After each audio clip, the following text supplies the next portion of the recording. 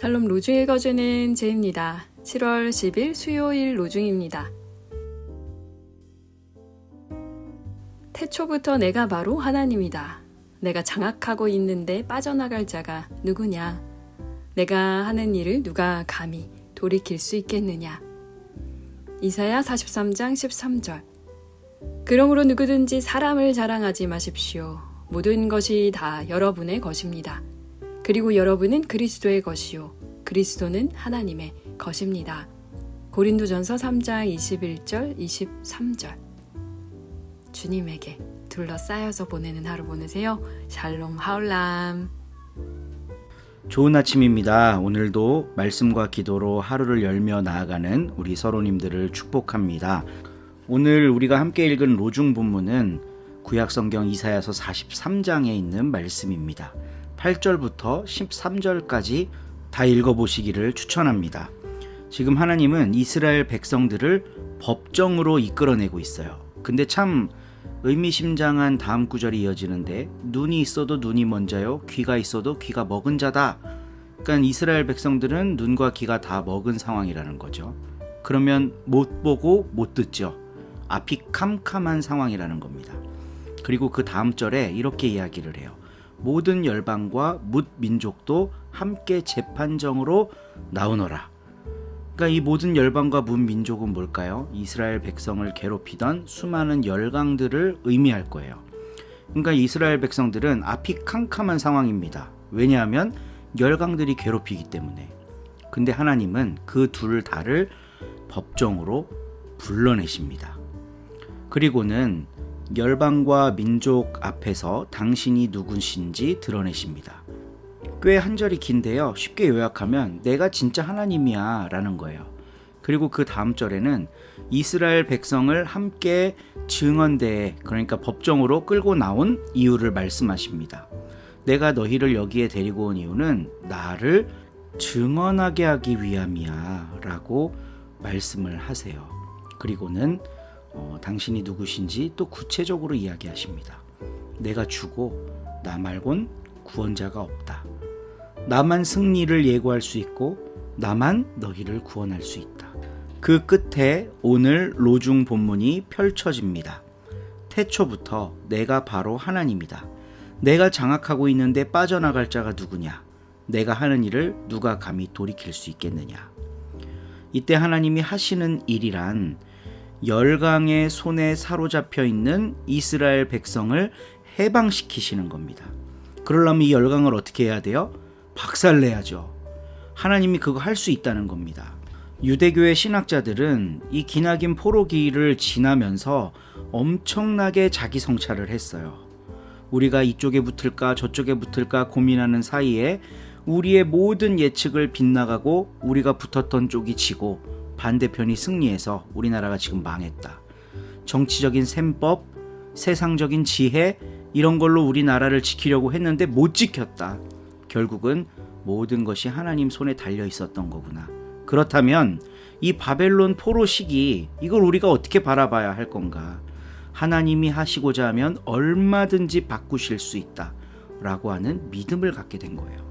바벨론에서 포로 생활을 하면서 살아남기 위해 우린 어떻게 해야 하지? 어떤 처세를 사용해야 하지? 혹시 다른 민족을 좀 부추겨 갖고 충동시키면 이 바벨론을 무너뜨리고 우리가 해방될 수 있지 않을까? 이런 정치적 이익 계산을 하지 않습니다. 그들은 그 안에서 신학을 발전시키고 하나님이 어떤 분인지 더 깊이 알아갔습니다. 저는 오늘날 한국 사회에 필요한 것도 바로 이 지점인 것 같아요. 이게 바로 영성입니다. 다음 주 금요일 날 우리 서로 교우들과 함께 최상병 순직 1주년을 맞아서 기도회에 참여하려고 하는데, 이제 촛불을 들고 아마 대통령 퇴진도 외칠 거예요. 물론 우리는 그 구호에 동참하고 이 시대의 아픔에 공감하며 나아갈 겁니다. 그러나 우리가 거기 왜 나가는 겁니까?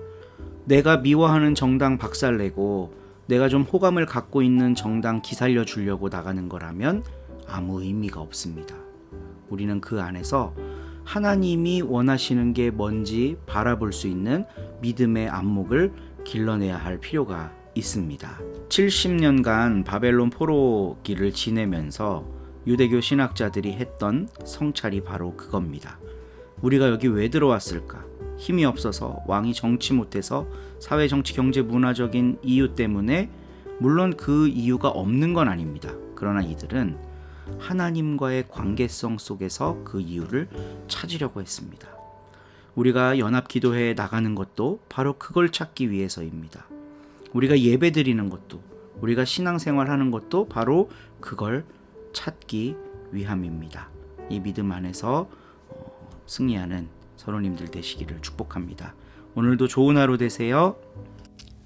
3장 통치자들과 지배자들에게 복종하고 순종하며 언제나 착한 일을 할 수 있는 백성이 되라고 교우들에게 깨우쳐 주시오.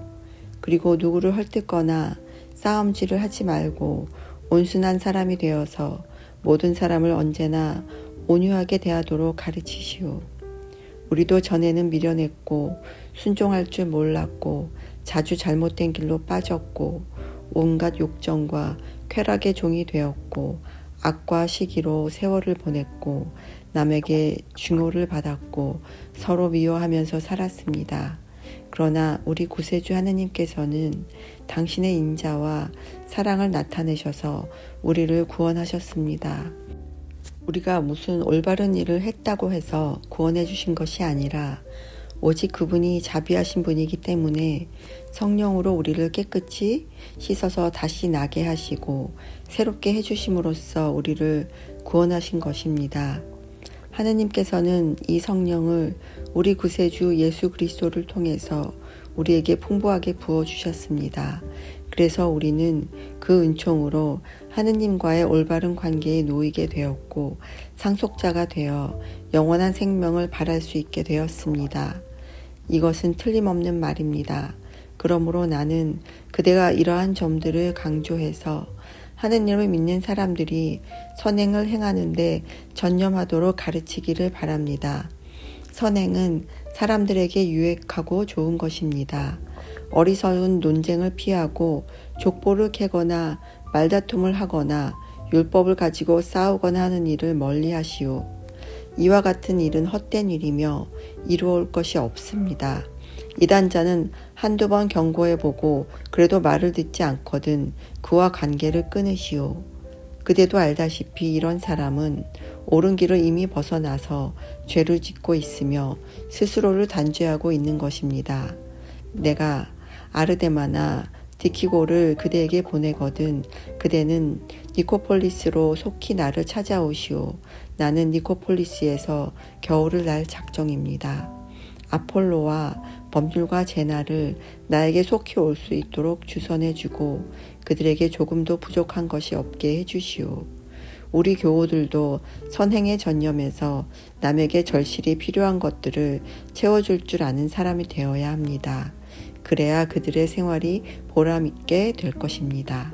나와 함께 있는 사람들이 모두 그대에게 무난합니다. 우리를 사랑하는 모든 신도들에게 무난하시오. 하느님께서 여러분 모두에게 은총을 내려주시기를 빕니다. 아멘.